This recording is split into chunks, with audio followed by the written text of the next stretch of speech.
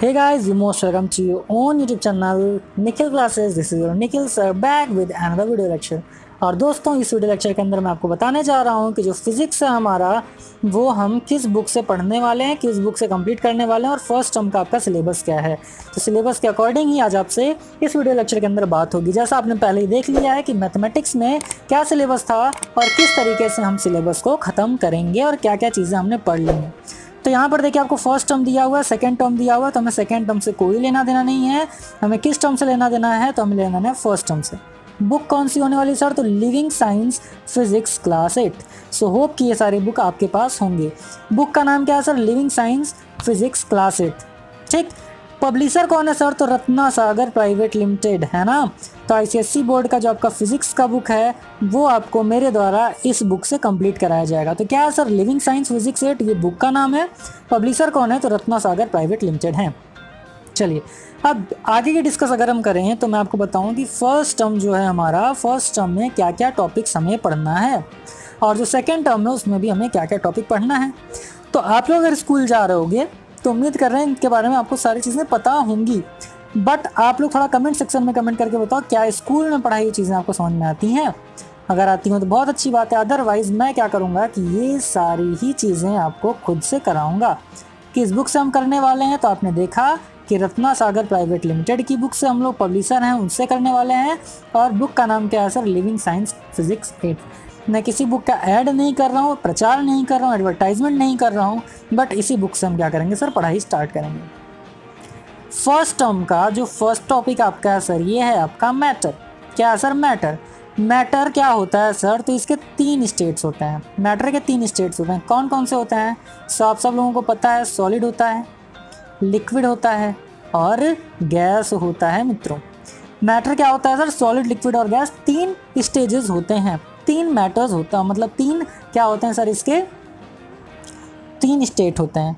अब अगर मैं आपसे पूछूं सर कि आप मुझे ये बताओ कि हमारा जो सॉलिड, लिक्विड, गैस है ये टोटल किसके ऊपर डिपेंड करता है सर, चाहे हमारा सॉलिड हो, चाहे लिक्विड हो या गैस हो, ये किस पर डिपेंडेंट है।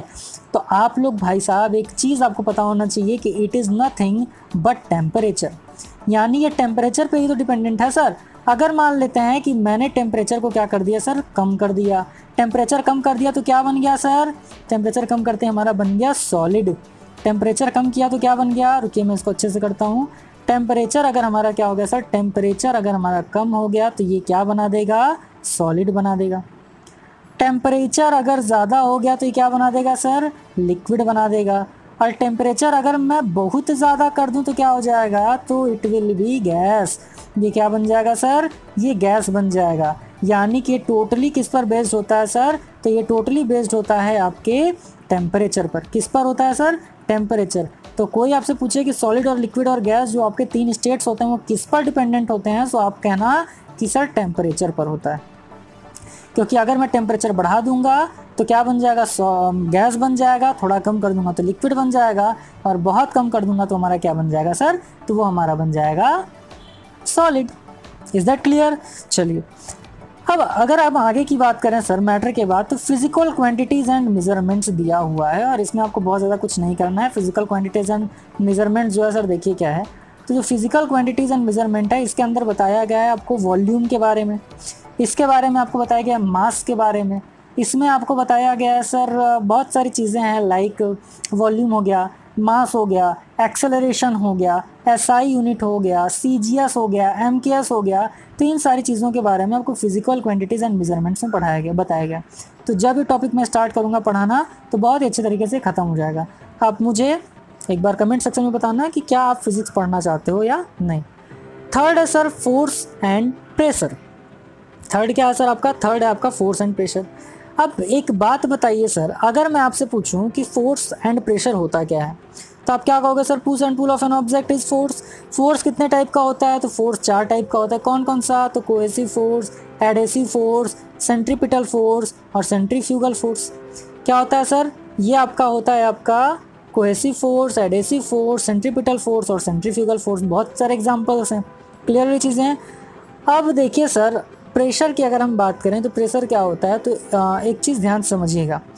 एक छोटा सा अगर मैं आपको एग्जांपल देके बताऊँ, जैसे मान लो कि अगर मैंने किसी को मार दिया थप्पड़, मैंने किसी को क्या मार दिया सर? थप्पड़ मार दिया। तो कुछ फोर्स लगा? आप कहोगे हाँ सर। क्या प्रेशर लगा? आप कहोगे हाँ सर। मैं बोला कि जब मैंने उन्हें थप्पड़ मारा तो क्या एनर्जी भी लगा? आप कहोगे यस सर। तो बहुत सारी चीज़ें होती हैं किसी को थप्पड़ मारने के पीछे। और अगर मान लो कि उसने आपको क्या कर दिया सर, दोबारा से थप्पड़ मार दिया, तब क्या हो गया सर?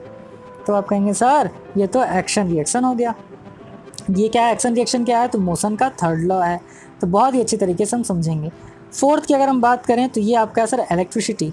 फोर्थ आपका क्या है सर? इलेक्ट्रिसिटी। इलेक्ट्रिसिटी के अंदर देखिए बहुत सारी चीज़ें आपको पढ़नी हैं। जैसे एक होता है अल्टरनेटिव करंट और दूसरा होता है डायरेक्ट करंट। एसी और डीसी के बारे में हम पढ़ना है। इसमें हम पढ़ेंगे सर रेजिस्टेंस के बारे में।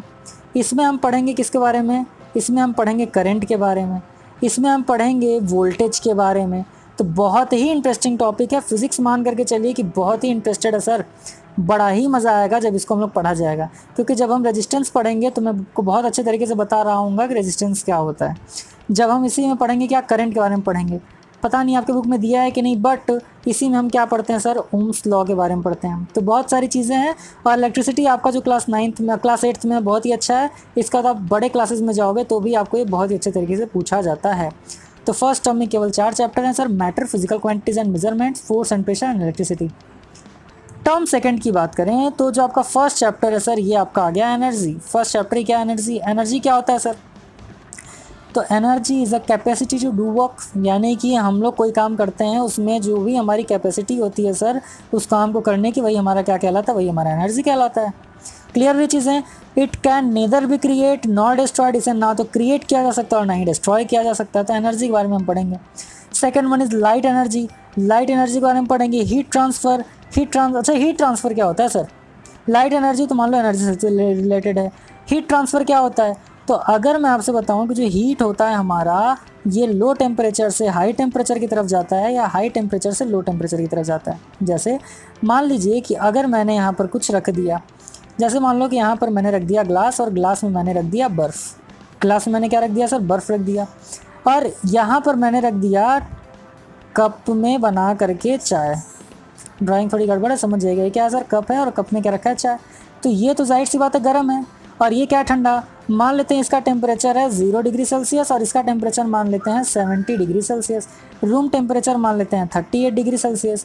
तो अब ये बताओ कि जब चाय का टेम्परेचर ज़्यादा है, यह 70 डिग्री सेल्सियस, तो आप एक चीज़ बताइए कि जब चाय को हम रूम टेम्परेचर पर रख देते हैं तो चाय क्या होता है? ठंडा या गर्म? तो आप कहोगे कि सर चाय जो होता है वो ठंडा हो जाता है। क्यों ठंडा हो जाता है? तो इसलिए ठंडा हो जाता है क्योंकि जो हमारा टेम्परेचर है वो 38 डिग्री सेल्सियस इससे कम है, बट क्या है सर? बहुत ज़्यादा मात्रा में है। यानी कि जो हमारा इन्वायरमेंट है उसका जो टेम्परेचर है वो 38 डिग्री सेल्सियस और इन्वायरमेंट हमारा बहुत ही ज़्यादा लंबा चौड़ा बड़ा है। लेकिन चाय क्या सर इतना छोटू सा है ना। इसीलिए क्या होता है? इसीलिए होता ये है कि जो आपका हीट है वो किस डायरेक्शन में जाता है, कम से ज़्यादा में या ज़्यादा से कम में? तो आप कहोगे कि सर ये ज़्यादा से कम की तरफ जाता है। जैसे अगर मान लो कि मैं आपको बात करूं, ये हमारा क्या है सर? 0 degree Celsius. अब ग्लास में क्या रखा हुआ है सर? बर्फ़ रखा हुआ है, 0 डिग्री सेल्सियस है। मैं इसको अगर रख दिया सर कहाँ पर? अपने रूम टेम्परेचर पे, तो रूम टेम्परेचर पर रखते ही ये क्या हो जाएगा? गर्म या ठंडा? तो आप कहोगे सर बर्फ़ पिघल जाएगा और पिघलने के बाद ये क्या बन जाएगा? लिक्विड बन जाएगा। तो सर ये लिक्विड क्यों बन रहा है? जबकि टेम्परेचर 0 है। यहाँ हमने क्या देखा? 70 डिग्री था, किसकी तरफ जा रहा था सर? 38 की तरफ। अब क्या है? ये 0 डिग्री सेल्सियस है और अब ये किसकी तरफ जाएगा? 38 की तरफ? जी नहीं, यानी कि 38 को 0 नहीं बना पाएगा, लेकिन 38 इसको क्या कर देगा? 0 बना देगा। 38 क्या होगा? यहाँ पर ज़्यादा हो गया। तो ज़्यादा टेम्परेचर किसकी तरफ जाता है सर? कम की तरफ। ज़्यादा टेम्परेचर किसकी तरफ जा रहा है सर? कम की तरफ जा रहा है। इट मीन्स कि अगर मैं आपसे पूछूं कि जो हीट है हमारा वो किधर ट्रांसफ़र होता है, तो आप कहोगे कि sir high temperature to low temperature. Clear हो रही चीज़ें? उम्मीद कर रहे हैं कि सारी चीज़ें आपको समझ में आई होंगी। तो हीट ट्रांसफ़र के बारे में पढ़ना है। फिर हम पढ़ते हैं सर साउंड के बारे में। साउंड क्या होता है सर? तो देखो जो साउंड का यूनिट होता है ना, वो होता है डेसिबल। क्या होता है सर? डेसिबल होता है। आप कोई माइक वाइक उठा करके देख लो, कुछ भी देख लो, तो उस पर डेसिबल लिखा हुआ होता है। ठीक, तो ये सारी चीज़ें थी और ये सारी चीज़ें हैं जो कि आपको फिज़िक्स के अंदर पढ़नी है, सारी चीज़ें आपको जाननी है। तो उम्मीद कर रहे हैं कि ये चीज़ें आपको समझ में आया होगा। समझ में आया हो सर तो लाइक करिएगा, सब्सक्राइब तो चैनल को ज़रूर कर लीजिएगा, क्योंकि बहुत ही अच्छी तरीके से आपकी सारी चीज़ें यहाँ पर कवर कराई जा रही हैं, कंप्लीट कराई जा रही हैं। तो चलिए फिर आज बस यहीं तक। बहुत ही जल्दी आपसे मुलाकात होगा अगले वीडियो लेक्चर के अंदर। तब तक के लिए बने रहें हमारे साथ। Keep learning with us. All the best. Thank you.